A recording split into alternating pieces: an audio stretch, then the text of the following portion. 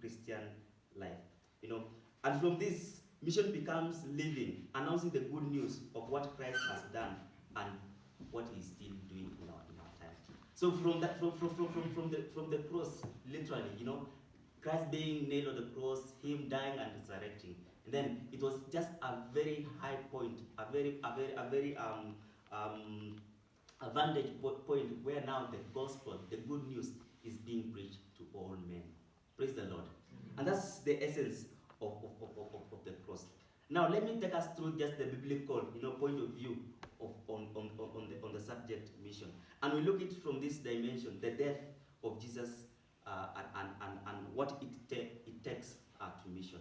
When we read the book of Romans, chapter 5, verse 10, Paul is writing a very interesting, a letter here, and he's kind of telling us, for if when we were God's enemies, we were reconciled to Him through the death of His Son. Like when we were enemies of God, when we had sinned and we were not worthy before God, like through the cross, we were reconciled back to Him. Praise the Lord. Like we see all of these things, like the center in the back before the cross. We were this kind of a people, and then we are being redeemed. We have become a new creation. So we have been reconciled with Christ. And no wonder in the book of 2 Corinthians chapter 5 verse 17, down there, is it 19 or where? It talks now the ministry of reconciliation has been entrusted unto us, that we can as well reconcile others back to Christ. Praise the Lord. So the death of Christ is the ground of reconciliation. Praise Jesus.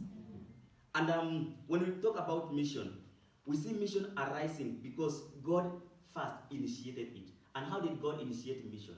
He did that by sending His Son, Jesus Christ. And we read this in John chapter 3, verse 16. As well in John chapter 4, verse 10. We see Christ sending us. And in John chapter 20, verse 21, it says, For God sent me, God entrusted me, and He sent me.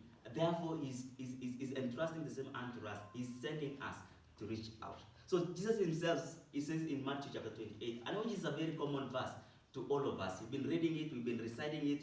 Therefore, go and make disciples of all nations. The word go in itself is rooted in the cross. Yeah? And He who died for the nation is now sending us to the nation. Praise the Lord.